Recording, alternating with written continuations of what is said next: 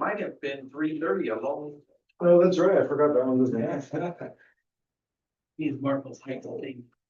What do you say? He's saying you and I are saying you have to say. I know my limitation.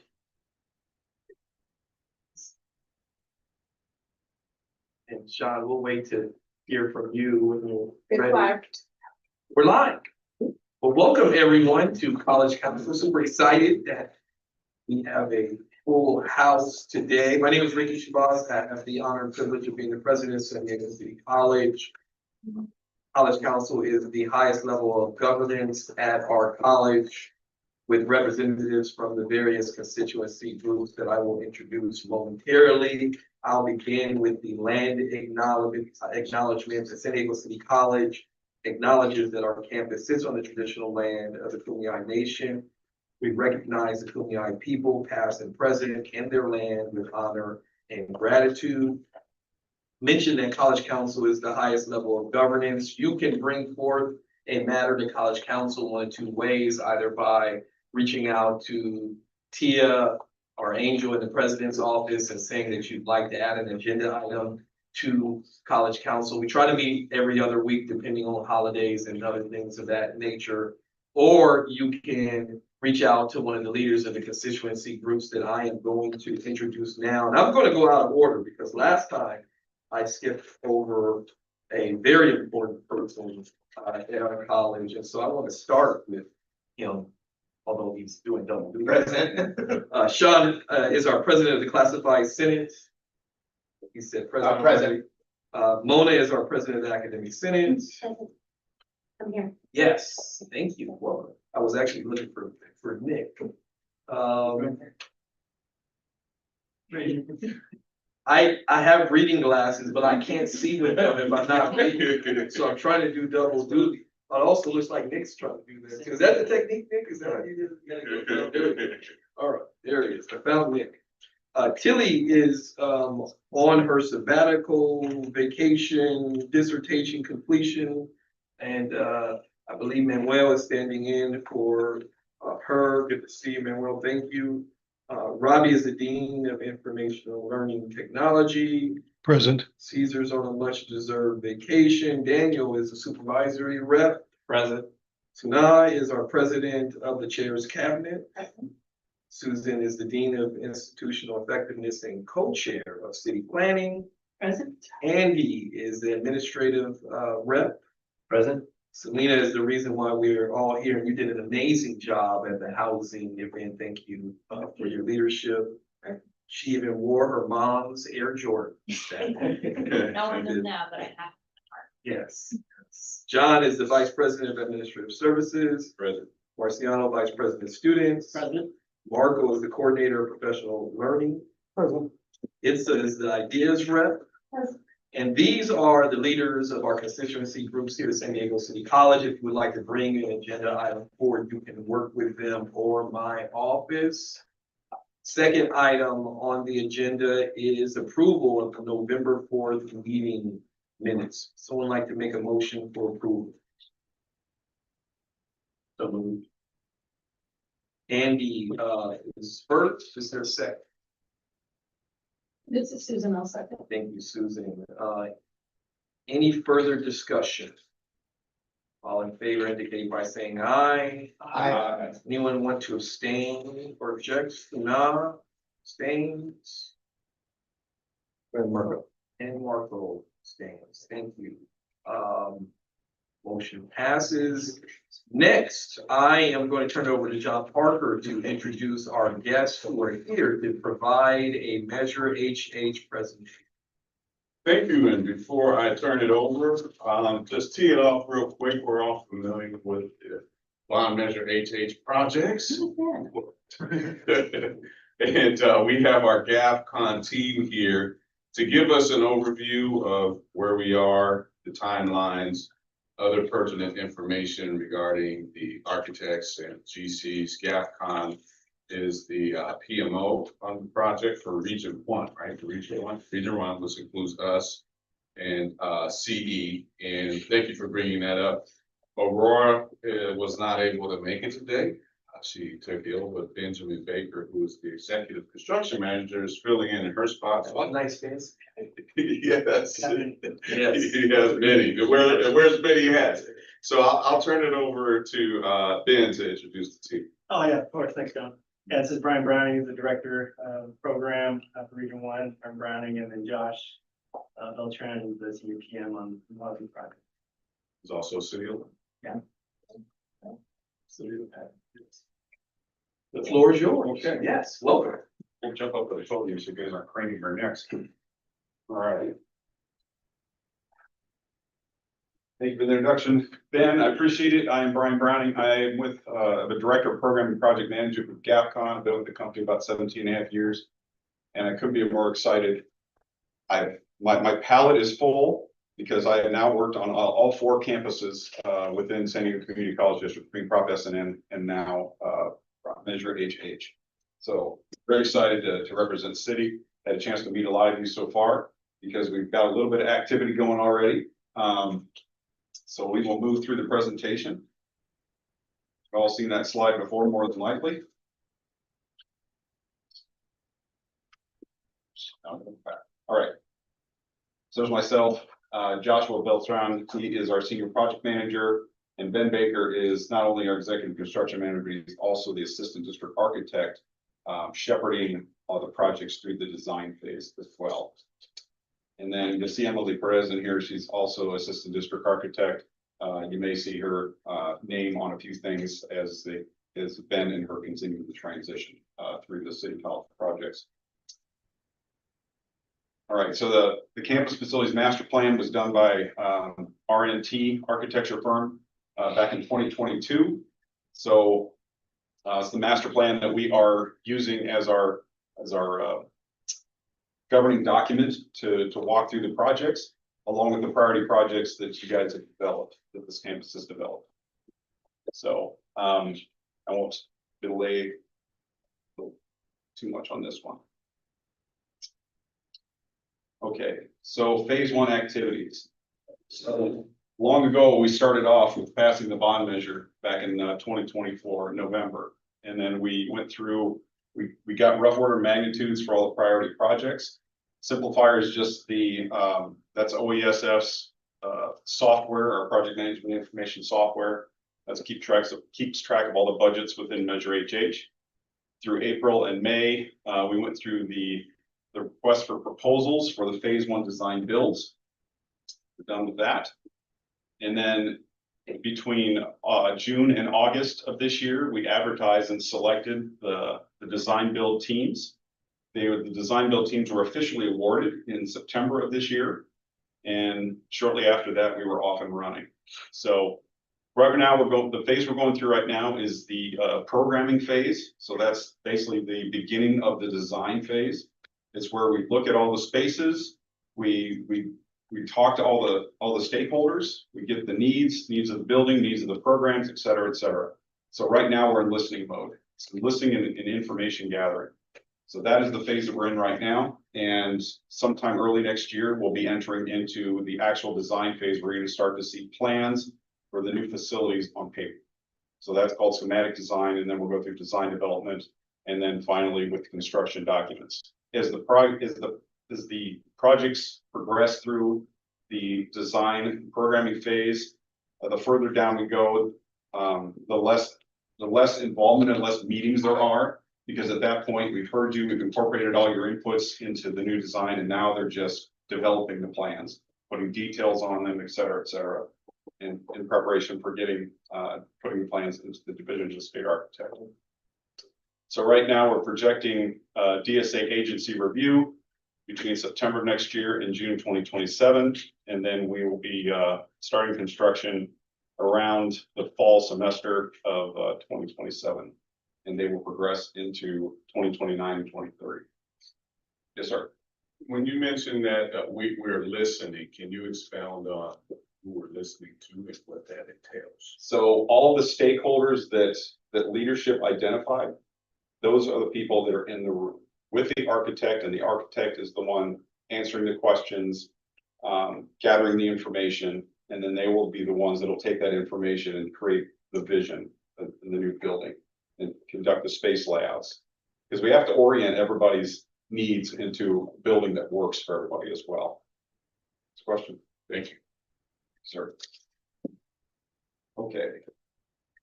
So online, there are on the district website, the Measure HH website, there's a link to all these project profiles. So you can, at any time, we update them on a monthly basis. So at any time, all the projects that we're working on at City College, which we're going to be touching here momentarily, you can link to those and get a real-time update on what's happening within the project itself. So I just want to bring that to your attention. So now into the projects. So City College, the first one is the Affordable Student Housing Project. You guys are probably waiting with bated breath, and about 48 hours the fences are going to be up around the block between B and C 16th and 17th. So we did the kickoff event back on the 7th, and we are very excited to get this project moving along. So the first thing you're going to be seeing at the beginning is you're going to see the earthwork, the clearing and grubbing of the existing space, and just a bevy of activity going on there. You're not going to see any vertical construction for a few months because they have to basically prepare the ground pad and make sure that everything, you're going to get all the utilities in place, routed to the site and everything like that. So you'll start seeing vertical construction sometime, probably springtime of next year.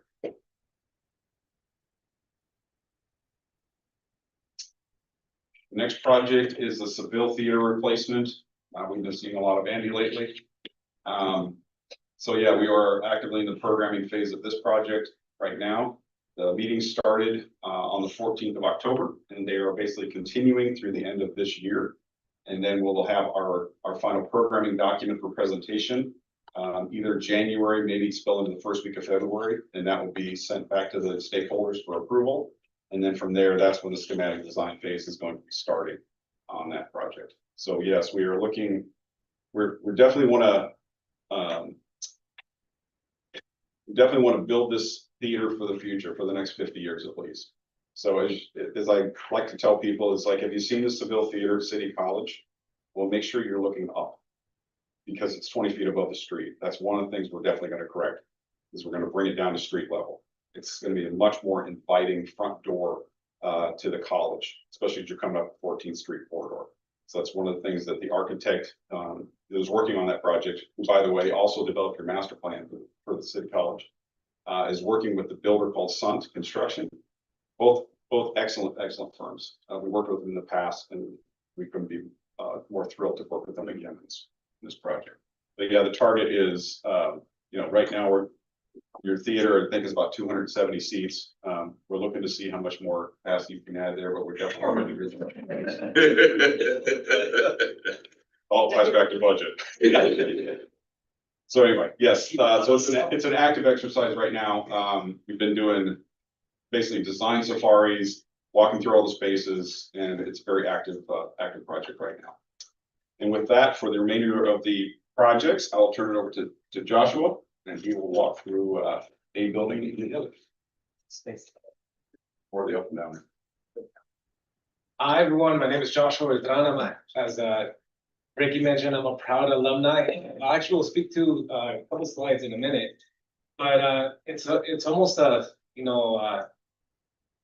full feel-good moment. One of the projects that I'm working on now is one of the first classes that I took at the Harry West Gym, over 15 years ago. So it's really incredible to be in front of you guys today. So I will talk to you about the Building A expansion project. This building is one of the larger projects that is touching your campus, right? With the square footage approximately at over 100,000 square feet, right? We're looking at expanding the student services, basically your front of house as you come in from Park, right? And really envision this and how we can maximize a couple of things, right? Student-centric focus as this being the first interaction for the students and public, right?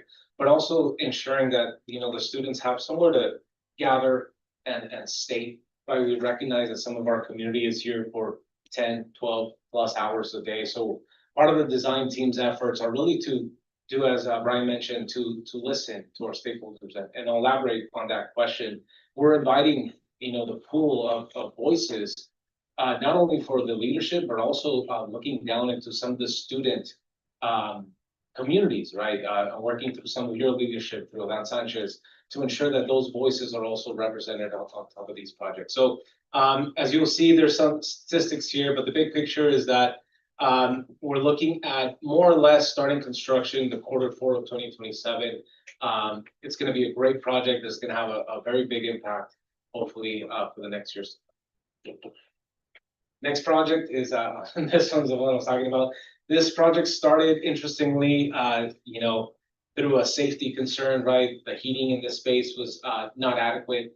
And as we started looking at this project a little bit more in detail, we noticed that there were some issues with the roofing conditions and there was leaks on the skylights, right? And we also found opportunities to improve your fire alarm system, your intrusion alarm system. So this building continues to grow as we listen to some of the concerns and really maximizing the level of effort that we're doing from a design standpoint and making sure, as Brian mentioned, that these facilities are thought through for the future, right? So this project will provide new AC into the gym. It's going to replace your existing air conditioning systems that you do have right now feeding the offices and the classrooms.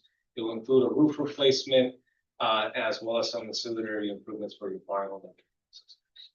This project is slated to hopefully start construction as early as next year, right? We are working with JWA and architects to finalize some of the details. But this is one of the higher priority projects that we have on staff. And next, we have our outdoor athletics upgrades and expansion project. This project, if you focus on the northwest corner of your facilities, is really looking to do a couple of things, right? It's looking into installing first and foremost a new sand volleyball facility that can promote those activities for your campus that you currently do not have, but also looking at some of the safety issues and circulation issues, accessible paths of travel that you'll see in your softball fields. There's some realignment to orientation to really make this a competitive NCAA field, right? And then we also took the opportunity to look at the soccer field and some of those issues that were arising through the constant maintenance requests. So looking at this objectively and holistically, this grew to what you see here in the footprint as a full athletics upgrade and expansion project. This project, we just had a couple of introduction meetings with some of your sports leaders. We will continue to have those meetings actually this week. And as we can continue to gather those information, we should have a full, concept design by the end of the year that we can present to leadership and continue these efforts forward. Construction is slated to start about Q1 of 27. And I'll close on the projects list with our central plant expansion. Part of the stuff that we have to keep on our peripheral is how are your facilities operating, right? Some of your buildings are connected to the central plant that has a specific capacity, right? So as we're looking at expanding and growing your facilities, we're doing our due diligence and understanding how is that capacity being impacted, if any, right? So we've done some preliminary studies. We've identified that there's some concerns with the hot water.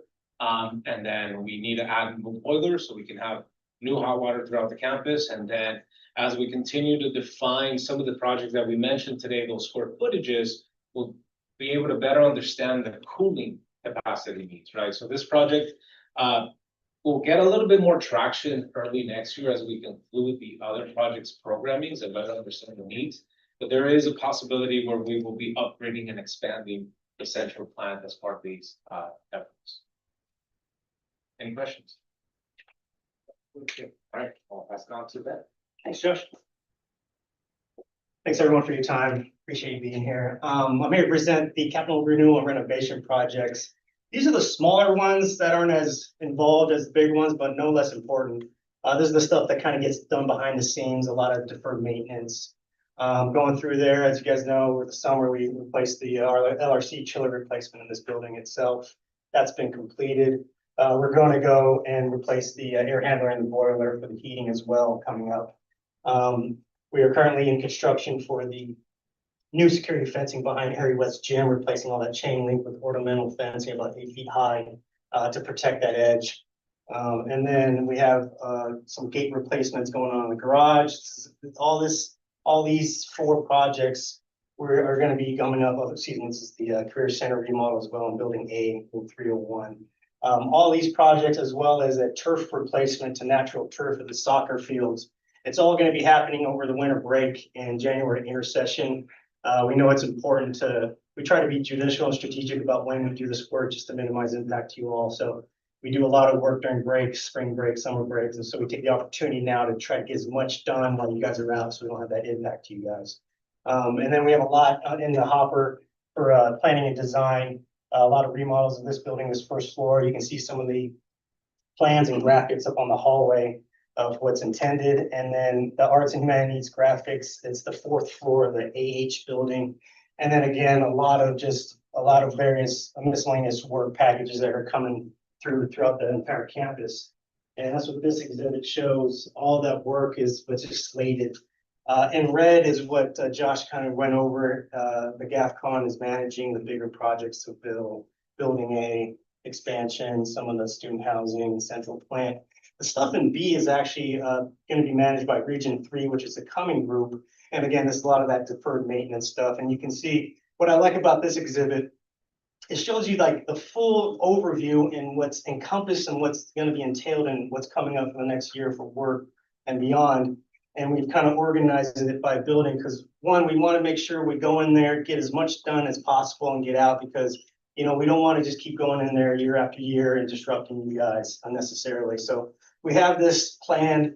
And what this shows you too is like kind of proximity. I know it looks like it's a lot of work, but again, we try to be really strategic about what and when we start this work. Because again, we don't want to do it all at once and just have this really hard campus to navigate and everything in construction and, you know, all these shutdowns and such. So we're being judicial, and you can look at the website to see like what's coming down the pipeline. Any questions about these deferred maintenance projects? Okay, thanks. I'll turn it over to Brian.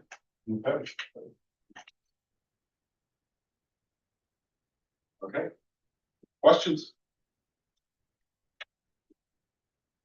This is not a shy group now. Oh, we didn't answer that. And while we're waiting for questions, also want to highlight that this information is available on our website at the campus and at the district's website. It's updated regularly as we receive updates from their GAFCON.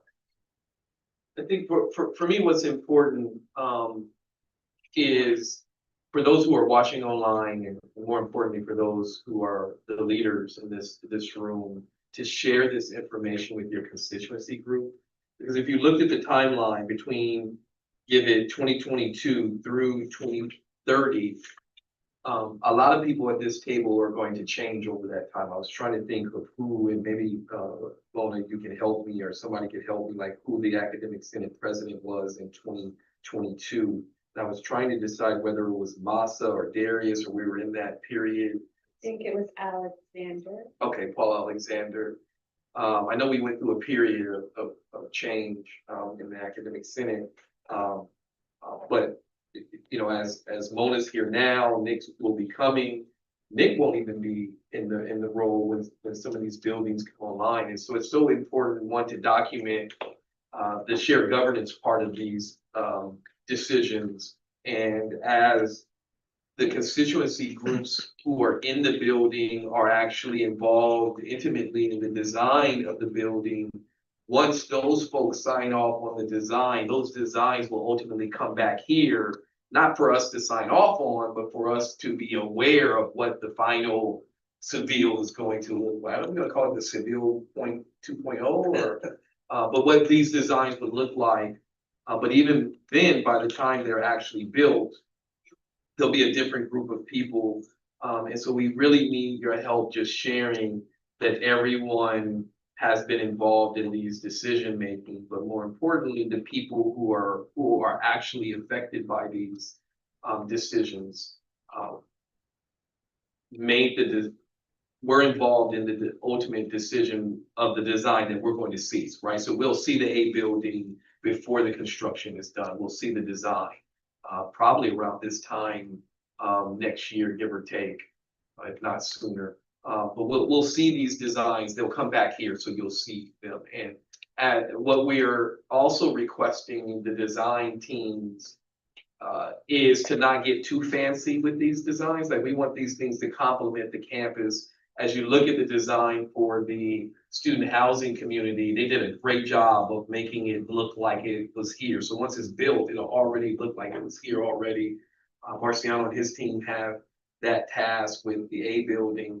And you should know that when Marciano brings the A building expansion, which is what we're calling it, when he brings that design here, we'll be bringing forth a proposed name change as well, that we would like to change the name from the A building to the Student Services and Administration Building, or something along that, right? The team there will decide, but it won't. The A building not fancy.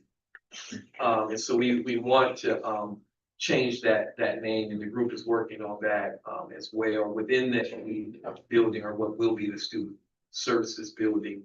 There'll be a center of belonging, which is like a space to gather, because we've kind of outgrown the MS, what is it, 140, like we've outgrown that space. We need a space that we can gather for events and activities.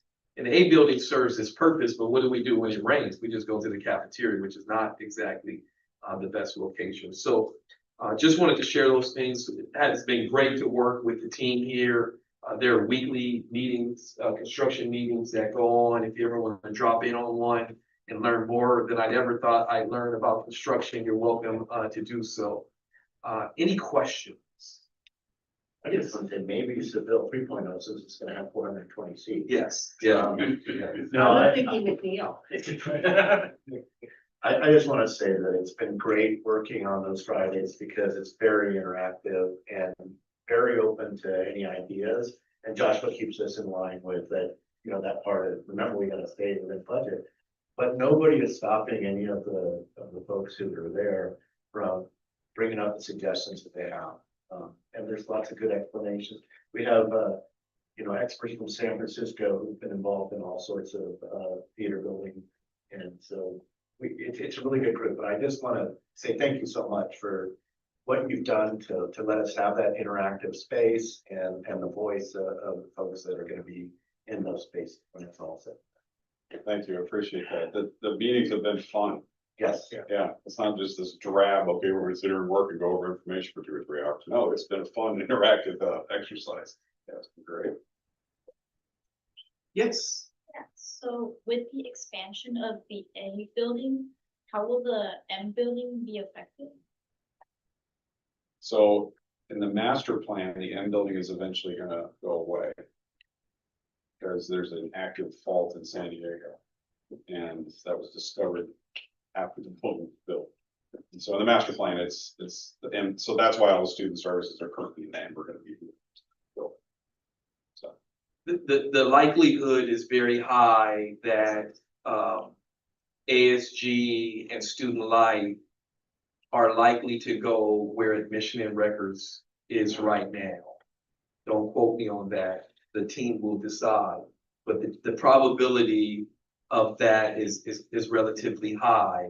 And then what is the A building patio is likely to be where ASG, so they'll probably occupy 2 buildings where the current Admission and Records is, and then there'll be a secondary building picture where the patio is, and that is likely to be where the student government and Student Life are. And then the patio will be raised 1 level so that I like to call it an L, right? If you picture an L where the patio is and on top of the bookstore going all the way closest to Park Street, there'll be a whole nother level in the A building, which is where you get that nearly 100,000 square feet.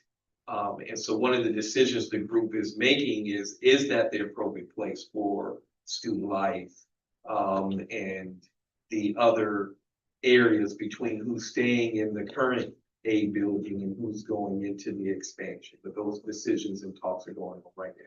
They're already scheduled to come to ASG and ICC next week, the week after next week. Other question? Hearing none, Let's give our guests a round of applause. Thank you for being here. They are officially a part of our family. They'll be living with us for the next 10 or so years, helping to build out on our facilities plan. And so we'll get to know one another. You all haven't met them, you'll eventually spend more time with them. Moving right along on the presentation, I'm gonna turn it over to Susan to go over the data dashboard. Right.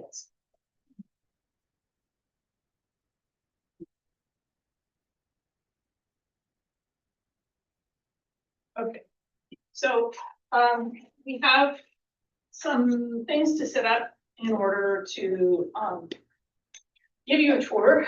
But we have,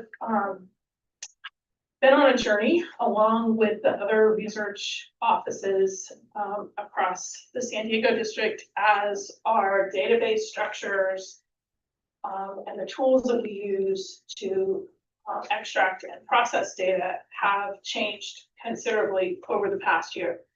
So we are now operating in this new environment. We are using Power BI to present our dashboards rather than Tableau, which was a third-party software. Power BI has the potential to be more integrated with our systems. The district, if you happen to use the enrollment management dashboard on the district website, that's now in Power BI. So we've all been moving in this direction. We are also on a bit of a journey. Caesar's not here, but we have been in conversation about SharePoint as a web platform for internal web pages, because these tools are really designed for employee use. We do have a couple of public dashboards, and we'll point those out as we go. But we, most of the detail level data that we provide is for internal use, for planning, for program review, for outcomes assessment.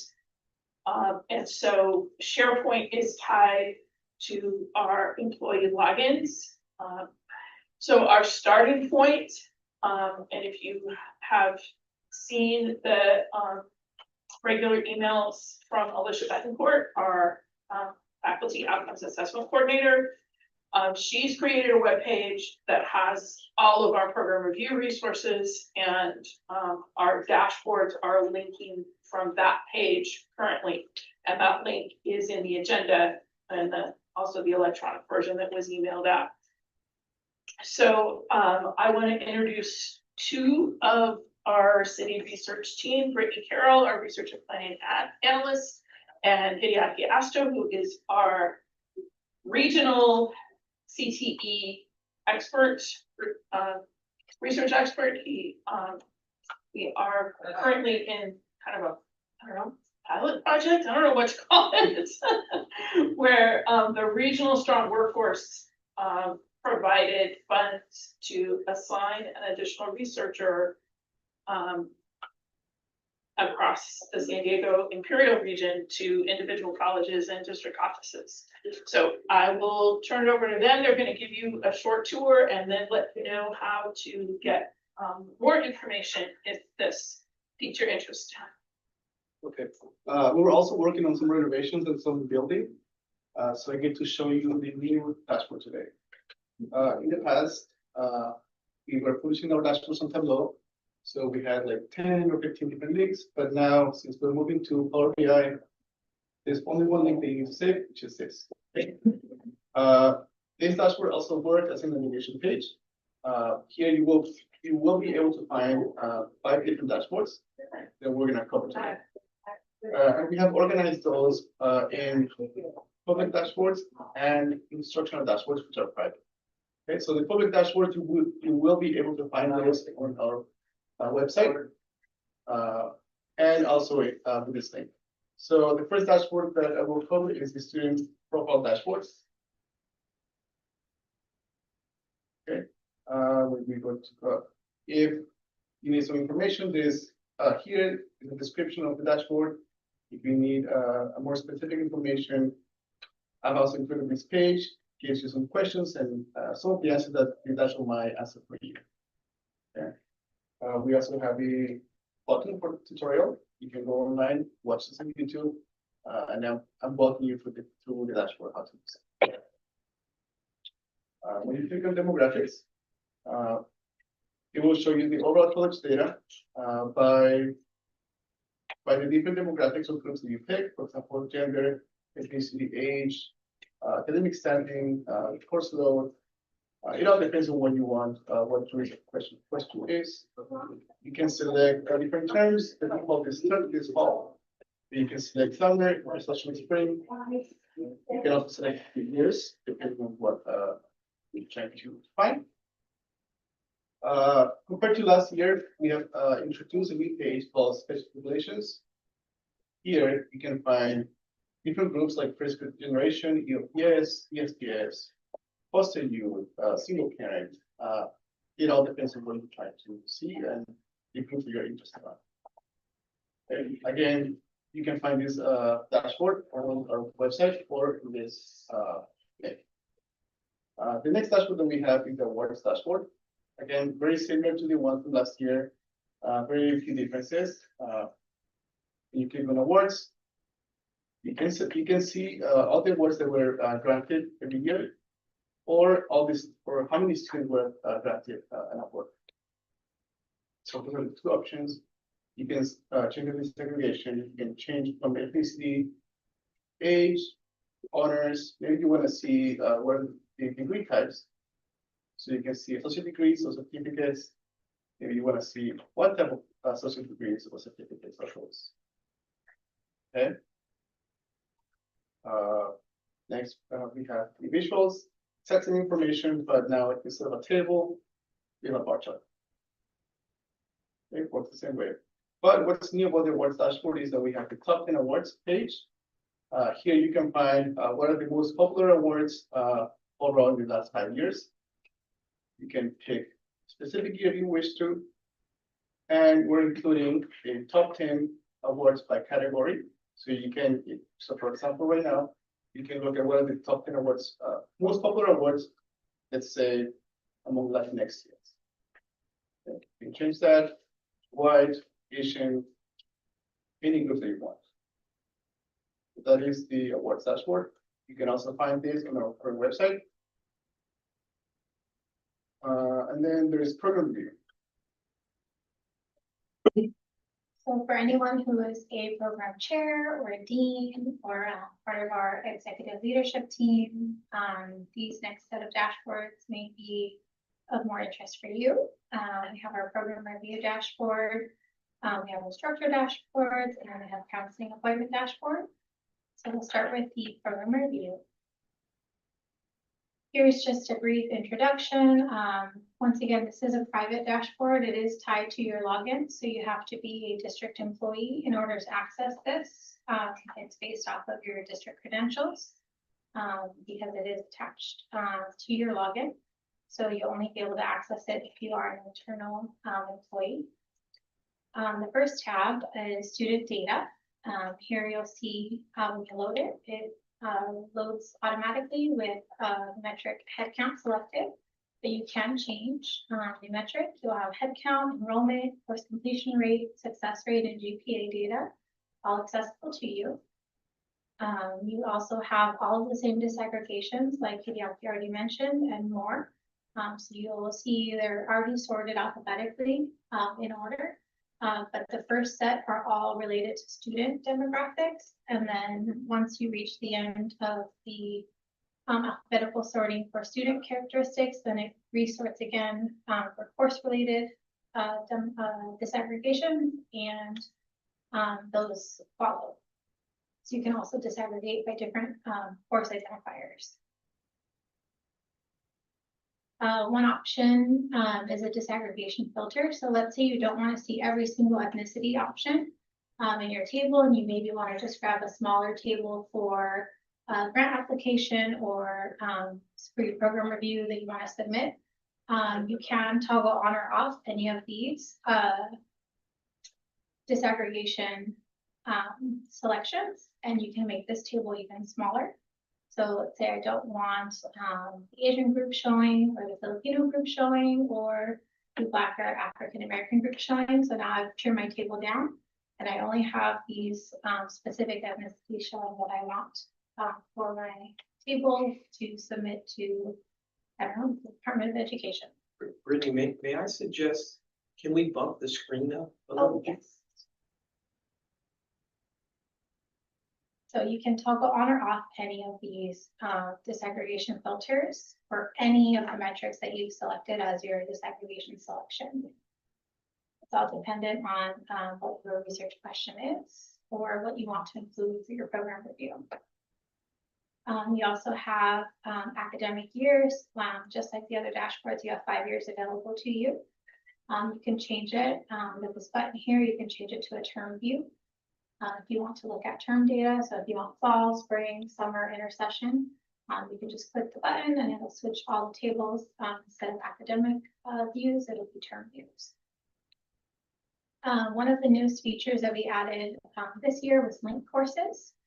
So some of our courses are offered in pairs.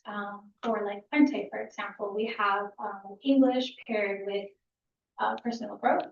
So those are considered linked courses. Or even English 101 with English 31. Those are linked courses. So if you want to specify that you have linked courses, you can toggle that on in this option. And if you're interested in looking at X courses specifically, that would be like the transfer level course. You could also specify that you just want to look at X courses. Or if you want to look at the actual support course, you could say that by toggling that option on. And then we added promise bundle data in here as well. Some of our courses were offered in bundles during the fall terms. So we did add all of the courses that were offered as promise bundles into this dashboard as well. Right now, everything is selected, but if you just wanted to hone in on any of the courses that are offered as promise bundles, you could just turn off the non-promise bundles and focus just on the promise bundle courses as well. If you just left everything preset, you would see preloads with arts and humanities school first, but you can also look at any of your other schools and change departments, subjects, courses, class numbers, anything that you like in our top table. And then you have the college-wide comparison down below. But you can also change any of those options same way in the bottom table if you want to do a comparison group. So let's say you want to focus on your very specific program at the top.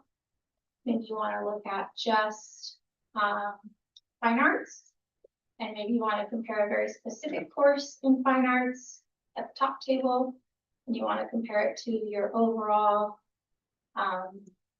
subject area of fine arts down in the bottom table. You could do that in this exact dashboard view, and you could have one very specific class of fine arts on top and look at the head count of students in that compared to overall fine arts down below, by just changing the filter options.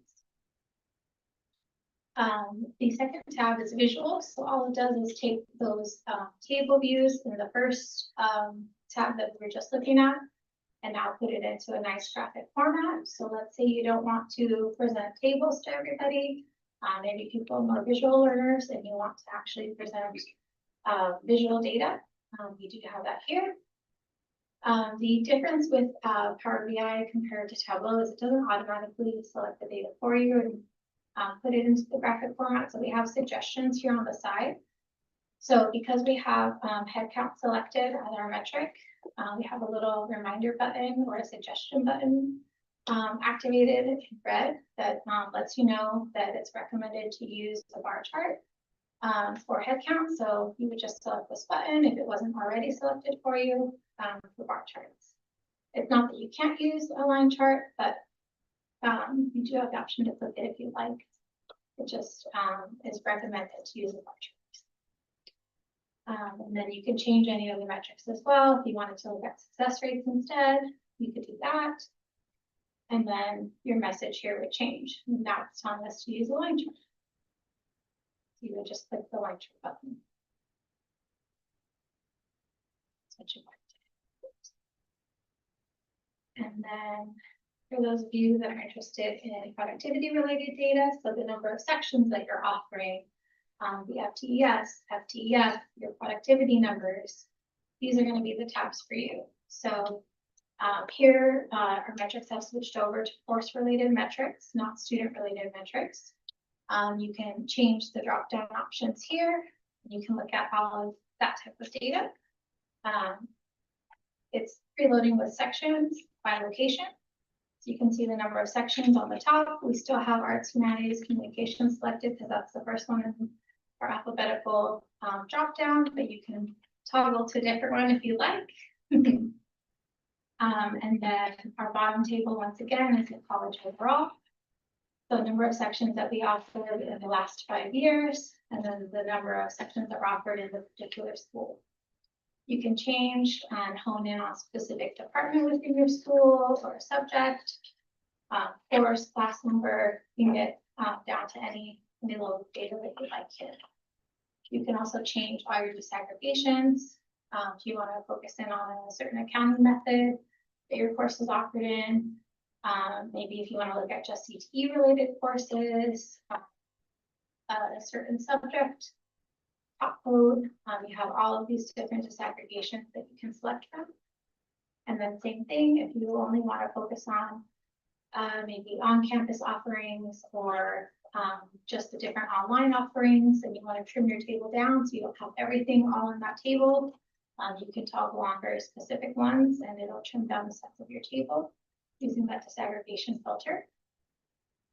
If you ever want to get rid of something that you've done, when you hover over, you see this little eraser that allows you to undo whatever you added in that small area. If you want to undo everything that you've done to that page, you can use the clear all slicers button. And then all of the other options are exactly the same as the student data. So you still have linked classes here, X classes, support classes, promise bundles. Everything carries over from student data and student visual. So if you already made selections on the other tabs, it'll all move forward. You don't have to reselect anything. So if you've already drilled down to your specific course or your specific department, you don't have to redo all of that. The software has like all of that knowledge and it'll keep it consistent for you. So you don't have to like redo your work essentially.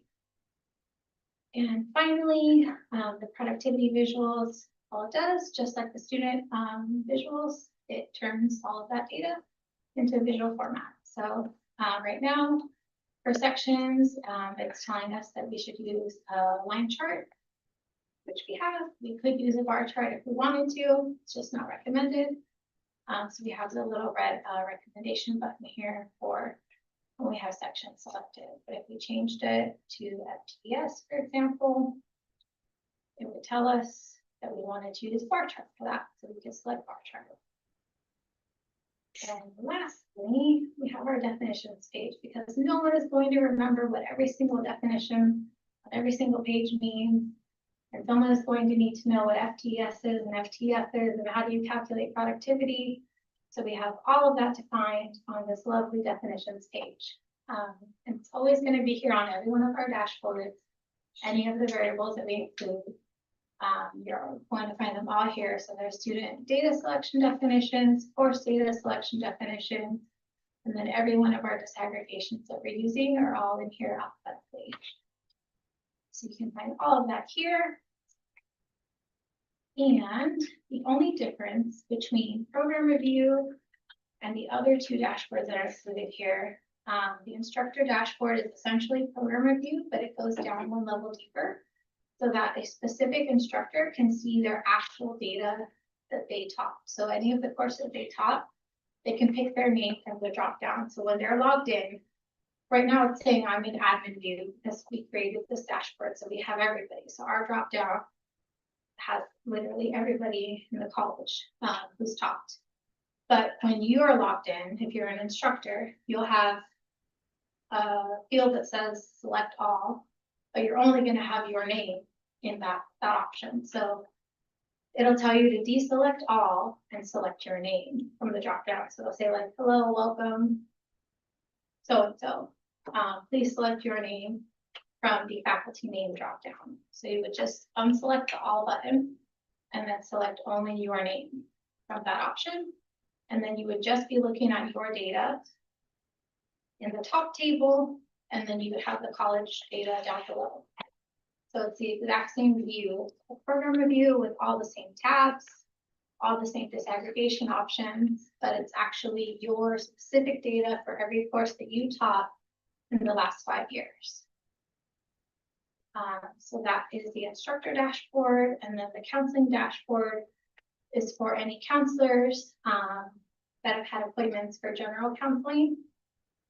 They'll be able to look at any of their counseling appointments that they've had, any students that they've counseled, and the related demographic data for all of those students. So they have the option to select themselves from their dropdown. Right now I have everybody as we built the dashboard, but they would be able to select themselves from the dropdown. And then they can look at all of the demographics, same demographic options like we have in our other dashboards with the different metrics, but obviously their metric is student appointments. And then they have, you know, the total number of students with the head count, how many enrollments the students were in, the course completion rates, success rates, GPA related to the students that they were able to counsel. And then the college-wide data down below for comparison. That's the main difference between those dashboards and program review. And if anyone has any questions, we have our tutorials here as well. So any of the instructor related dashboards, program review dashboards, we have the links. Oh yes, and then we do have a research request form. So if there is specific data that you need for like a grant proposal, a different type of research request that's not accessible in any of these dashboards, if you've already, you know, hunted through and tried to slice and dice the data, and you're not finding what you're looking for to answer the research question that you need, we do recommend for you to fill out a research request form. We do ask for very specific information, so if it is for a grant request, if you can include the grant, any grant question that they're asking for, or if you have like the actual like RFA or proposal, you can attach that there so that we can actually get the information that they need, and we can best address those questions. We would recommend for that to be completed so that we can help you. This sends you to the link, which we have a form to fill out. We check this regularly, so we can definitely get to your request more efficiently than if you had sent only one of us an email, because any one of us could potentially be out of the office at a conference or on a vacation. I know they don't come very often, but there's a chance. So I would recommend definitely filling out a research request form if you do need additional information that's not accessible on the dashboard. But if you need support with the dashboards, the first go-to would definitely be one of our tutorials. They are available on these links. We have timestamps for each of them, so you don't have to watch the entire video. And if you still need additional support, feel free to reach out to us. We're always accessible. We'd be happy. Any questions? Anybody needs help slicing and dicing the data? This looks like where you go. Anything, Susan, like you would like to add? No, I don't think so. We are, you know, always adding more tools. So now we have a centralized place to post those. As they come along, we always do include all of the definitions in the walkthrough videos. So we've tried to make this as self-service as possible. So if you decide that you want to work on your program review at 7 o'clock in the morning or something, and you're on your own, we hope that you can find what you need, but if not, please reach out to us and we will do our best to support. Is this system just for City College, or do the other campuses have something similar? Each college has its own version of this. These particular dashboards are specific to City. But each college has something similar. the presentation is slightly different, but essentially it's parallel information. Any other question? And thank you all for presenting. We will keep moving on the agenda. Item 5 is going to be pulled. We had a meeting with Human Resources and was provided some guidance that will require this to come back at a later date. Building around position descriptions, which are not included in the packet. So we will table item number 5 until a later date. John, are there any updates on campus safety? Yeah, just a quick update. I have done my rounds in the evening. There have been lots of reports of lights out. We are aware of the lights that are out around the perimeter of the campus. That's on a city property, and we've submitted several tickets with the city. City as in not city college. San Diego, the city of San Diego, correct? They're not San Diego City College, they're city of San Diego lights. So we've submitted several requests. 2 years ago, they did sub it out to a third contract party. It cost them millions of dollars to replace and fix lights across downtown. So they ran out of budget. Imagine that, or funding to continue. And since then, more have actually gone out. So I know they're working with a third party again and funding sources. They have all of our requests. The ones that are on our campus, there were a few, not many, that were out, and we've submitted work orders to have those fixed. That's it. Yeah, if we could, if you could send that to me in an email, any information you have about our communication to the city. I think we need to get Steve, council member, involved in this to try to expedite it. I noticed that many of the lights along Russ and Park are out, and those are not our campus lights; those are city lights. So I want to escalate this. I think it's taking too long for them to respond to us. Any questions about campus safety? Yes. Over the instructional academy meeting yesterday, there was some questions and some concerns over the event that occurred a couple of weeks ago and the messaging that some of the faculty and staff have taken on it. We can update on the live safe path. I keep on talking about the live safe path and the transfer and how those messages are going to be working. Yes, and I'm going to say this, Manuel, out of love. We actually had that as a top talking point on the last college council.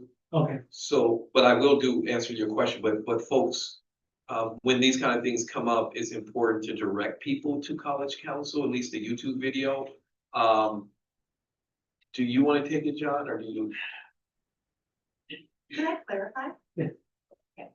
I think the concern is not so much what happened, but how moving forward we can ensure that these processes, all the communication is clear so that there's not confusion between two different apps and that the process is actually tested before there's an actual emergency. So I think it's less about what happened, but how moving forward we can make sure that all of these systems are in place so that they actually do alert people in a timely manner, in the way that they were told they were going to be alerted, and that people feel safe. So. Yeah, and I hear you, and we'll answer that as well, but we did touch on that subject as well. And this is where we need everyone's help. Trying to figure out which parts I should do, which parts you should. Let me start it out. There's some things we know that we need your help on, and I'm gonna go on a tangent and I'm gonna come back. I went to a class yesterday. I love visiting classes. Visited a class yesterday, and I asked the students, and I would urge us all to do this. How many of you all have either the LiveSafe app or the SDCCD app? Well, I'm sorry, I asked the class that, and almost none of them had it. And so we really need your help there. Secondly, what we know is that people haven't updated their phone number in the district's PeopleSoft.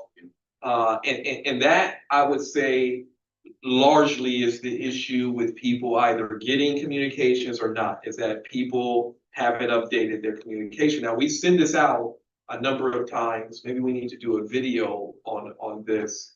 But that is largely the part that contributes to whether someone receives a text message or a communication.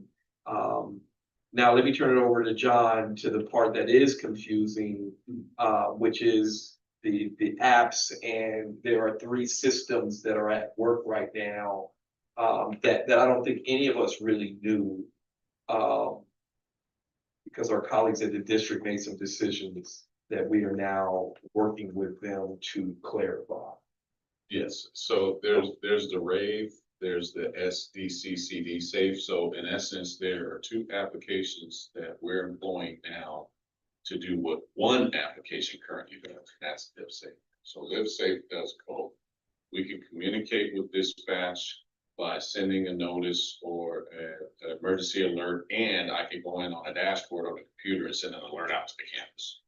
We have to use 2 different ones for that, and that's the 2 apps. So as Ricky alluded to, if our information is uploaded in the PeopleSoft in the personal detail section, this phone number and email, you will get those. So let's assume that someone was registered with both their email and phone number in PeopleSoft. The system would have worked. They would have received the alerts. The confusion that I wanted to clarify is the reason why we did not receive an alert from dispatch that there was a person on campus is because that is not the intel that they had at the time. And as it turned out, the person actually was not on campus. They were arrested several blocks away, and that's why they didn't send anything out. I sent something out on LiveSafe because I had talked to someone and who I understood that they saw someone on campus who may have been armed, but it was in fact one of our officers that was mistaken for someone else. So out of an abundance of caution, I sent something out. Dispatch said, no, that's not our report. So then we've lifted the shelter in place. The person has been apprehended. So that's why folks were saying, why didn't they send us the shelter in place? But we received the lift of the shelter in place because I sent it out. So they were lifting my shelter in place essentially. So there was some confusion there. But again, I was just going with the information I had, not wanting to wait until I received information from dispatch for the protection of our campus. Does that make sense? So 2 things at play, where I do agree with Sanab, right? That we did learn something that week. And that is the district took the lead on this SDCCD app. And we did not know that it wouldn't do what our app No, we does. didn't know. There was a training the Monday of that week where that was determined. Because many of us had not been trained on, what is the name of the system again? RAVE. And initially, very early initially, there was some indication that RAVE would only be used for our confusion, that RAVE would only be used if there was immigration matters occurring on campus. I can tell you with what I know now, I wouldn't have agreed to 2 different systems. And I'm not talking about our LiveSafe, I'm talking about RAVE and SDCD. But this is the joy of being in a multi-college district where people get to make those kind of decisions because our system worked in terms of the LiveSafe app. Just quick clarification on the RAVE one, because I went and looked at, make sure that my phone numbers were correct in PeopleSoft. And when you include a phone number in PeopleSoft, you have 3 essential options to be pulled out. It's home, mobile, or called emergency alert. Right, and then to further confuse it, there's a checkbox for preferred over those that do have multiple phone numbers. Does it matter which one of those options that you put for your number? Because I actually asked this at the district council too, and they didn't know. So I'm just asking because, like, my point is that, like, we need a little bit more clarification about what the actual, what are the steps when you're updating that information? And I don't know, sorry, Jake, but as Ricky had asked, we'll do a video or at least a PDF walkthrough. Because we don't know. More detail. We don't, we literally found that out as well. So we are gonna go back to the drawing board. What I've asked John Parker to do is to put out an email with screenshots that show how to do this. But frankly, we just got trained on how to do it as well. We have the LiveSafe app through March, yeah. March 8th. We're saying March. I was originally looking to move away from it in January. But the more I find out about the current district, the less I'm excited about moving away from it. And so we do need some training on the Rave and their app, but we now know that the district app has limitations that our current app, but I don't know why we would ever agree to have two different apps to do the same thing, but. I think the thinking was is that we're using our current PeopleSoft system, so there's an economy of scale and saving, economy of scope actually, saving. That was. But. Does that answer? Okay, that's so now for the conversation, the clarification. Yeah, I appreciate the clarification, and again, this isn't necessarily about what happened, it's about planning forward so that people are feeling safe and there isn't this confusion for a system that is supposed to keep us safe and keep us aware. And we know this was addressed at College Council last time, but what chairs were asking for was like, moving forward, can we pilot this? So I imagine this will mean working with the district and informing the district, like, hey, this is. Oh, yes. Yes. Yes, we have. So that's all. Yes. Thank you very much for your clarification. Yeah, and we do need your help, though. We need folks' help, getting people to ensure that the phone numbers in PeopleSoft are accurate. Maybe we'll get an answer for all of us, about that. Because I'm not even sure that the district folks who are leading this know the answer to some of these things, because they're learning the system at the same time. Yes, and I wasn't at the last College Council meeting, but Nick was and served as our proxy, and he shared that information. So that information did get shared back to the chairs. Thank you. Thank you. Yeah, Wonderful. forthcoming, the direct word instructions. How to do it. Yeah. When you say updating phone numbers on PeopleSoft, does that also include my SDC? Yes, so that is PeopleSoft, which is our student information system. Yes. So when you go into your personal setting as an employee, I'm not sure about from the student side, but you go into my personal info and you have selections there where you can update information. It's very user friendly. Video. Yeah, and we need to, we probably need A-frames and add to the wonderful flyers that are everywhere around campus to remind us. The flyers work. I just wish they were so many in places that it should.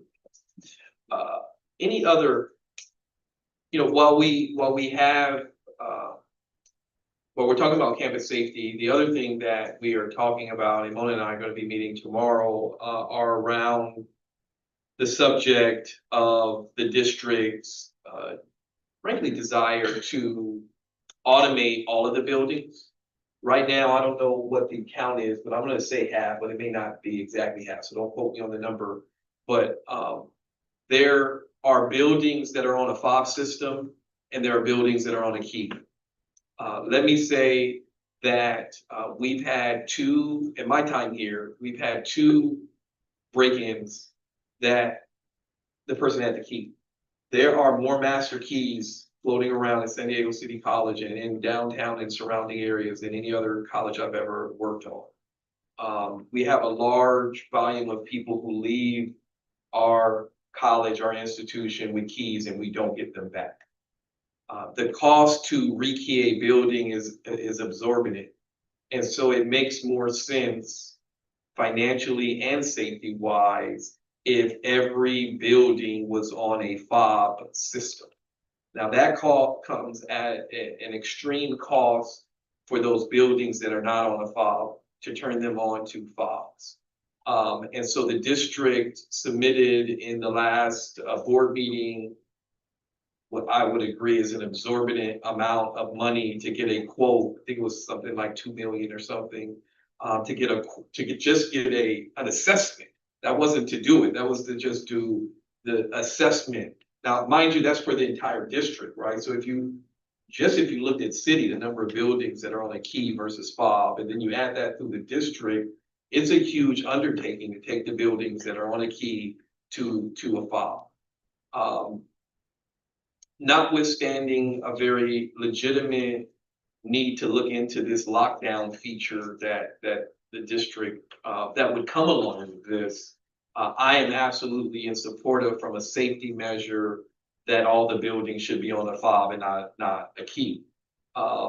Just the number of people who get locked out or locked in, or the lost keys, the number of master keys that are out there. We've had 2 extensive losses in theft, and both of them were directly connected to somebody having. One person lost their master key and somebody found it and decided to come on campus and take some things. And the other was a former employee who had a master key and came on campus and stole something. So we'll be having a more detailed conversation around the economies of scale, because I don't want to give the wrong number of what it costs per door to convert doors that are on a key to a fob. But what I will say is that when you have a $3.5 billion bond, that is usually the time you would want to do something like this versus if you didn't have bond money. Because what is going to happen is we start to build these new buildings that are on fobs and have these safety measures built in. The people who are in buildings that don't have those safety measures, we're already hearing from them. Why can you do this in this building, but you can't do that in this other building? So we'll talk more about that. Mona and I will be talking about it tomorrow. Anything you want to add to it? Yeah, you said something about finding keys and then someone can use it, and can't the same thing happen if No, someone you can finds it? deactivate a fob in real time. The other thing is, I'm wondering why we don't have a process, and I've worked for the district as part-time and full-time for a while now, and I've never been told to return a key. And so, but I have also worked at a high school, and there is a very strict protocol for, this is what you do when you are not teaching here, you return this. And so I am kind of shocked that even as a part-timer, I was never required to turn in a key. I know that a lot of our classrooms in AH have, well, all of them have alarm codes. And so there is that extra built-in security. And when you are no longer teaching there, I'm assuming that you are not coded for that room. So that is an automated system that's supposed to actually serve a very similar function. So I'm a little concerned if we're like replacing one process for another one or one product for another, because we don't have a process in place to collect the keys or to basically help support people in their exit from the campus or from the classroom. Like, that doesn't seem like we're actually solving the problem. It seems like we're trying to use technology as a Band-Aid, but I think in any case, we need a process of asking people for like having an exit strategy so that, even if the technology fails, like we're not just solely relying on the technology to make sure that people can't get back into rooms. Because there absolutely should be a process of returning. And I think that's actually easier to create than to spend tens of millions of dollars than to, see all of the buildings and all the classrooms. So in a perfect world, Mona, you would be right. The challenge is now there is a key return process.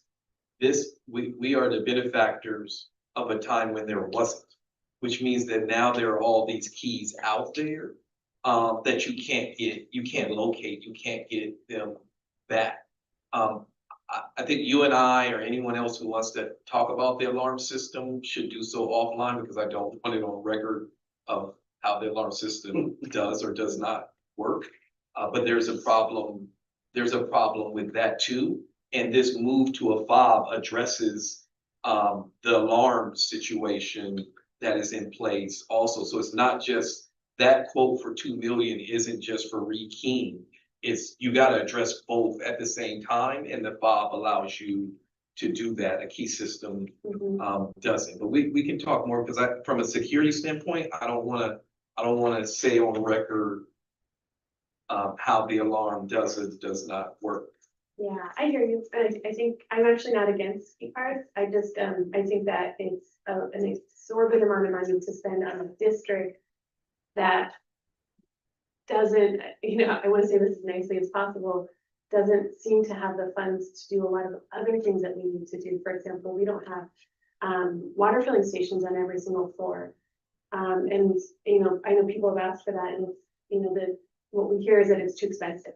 And so I think that when we see these like big expensive projects, the concern is like, we're getting ahead of ourselves. We're like investing in these huge technologies when there are still a lot of things on our campuses that are lacking. So the technology itself is not as big of a concern aside from the lockdown feature, which I think is a separate conversation. But it's more so like, what projects are we not doing? Because we're investing in it, and how are we prioritizing? So I think it's just important to look at the priorities, what's on the bond priority list. And if this does happen, and we're already investing millions in just the investigation, like what are we not able to do because we're investing in? And is this as important as we're putting our money into? Yeah, agreed. And I think it's a worthy discussion, and certainly I've been here long enough now, and having had these discussions, I can tell you with a level of certainty that there have been a group of people who have showed up at board meetings and college council and said, hey, it's not fair that these group of people have these fobs and these security measures that are in place, and then these group of people don't. And so, certainly let's have those discussions, but the rekeying of this was brought up as the only way prior to the Measure HH, as the only way that we could do this is if Measure HH passes. But let's continue to have those discussions. I think did I see another?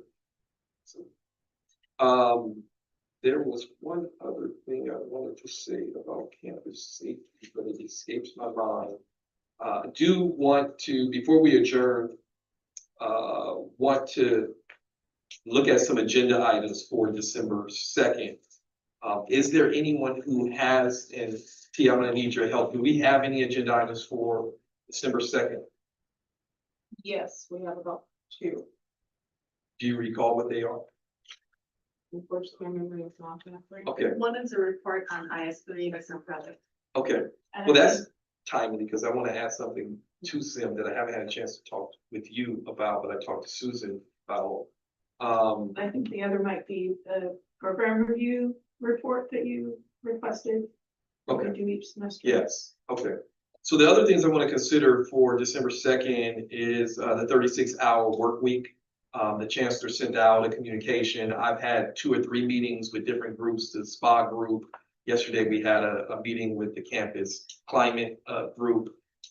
We are going to pilot this in the spring, so I want to roll out some of the details connected to that, and certainly want to create space in the discussion and in the pilot for there to be feedback if there are challenges or concerns, particularly as it relates to supporting students and anyone who does support students. So let's add that, Tia.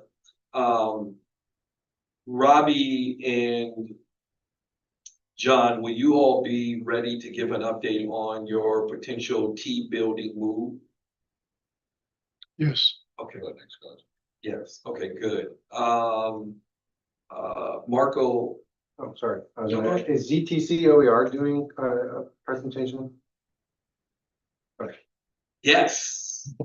And Tia, can we invite Suna to that meeting and maybe Nick as well? Well, no, there's a conflict with the Senate. Okay.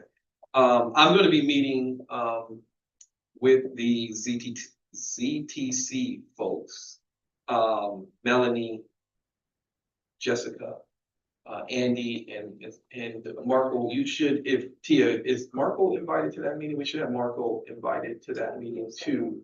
But there will be a presentation on December 2nd about that. And what I'm thinking, Suna, I'm exploring is bringing the folks together that are working on guided pathways, SIM, PD, and ZTC, because there's some alignment potentially there. So that will be on the agenda. And then Marco, can you present on the job shadowing, or would the deadline have already occurred? December 2nd. Let Tia know. I'll let you know, yeah. It's either the week before, it would be that Friday, so it might. Yeah, and Tia, I want to get a meeting with Marco, Marciano, Adon, and I to talk about a student job shadowing. Because I had a student today approach me and say they saw somehow I don't think they saw the job shadow and wanted to know if students could do it. And I think it's a good opportunity to create a student version of that. Is there any other agenda items? Yes. I would ask that Sean Bacon, as the incoming chairs be included in that ZTC meeting. He's also working on the STEM project, the IS3, and so I think since he's not part of Senate currently, that might be a good bridge. Sure. Yeah, we just passed a sustainability resolution that's the next Senate meeting. Maybe with the author, Terry, who's on the wants to. So you'll be ready for December 2nd? Mhm. Okay.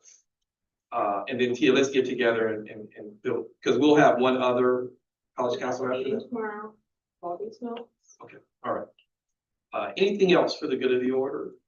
Not, we will see you all. Everybody have a great holiday break. Hopefully you get to spend some time with your family.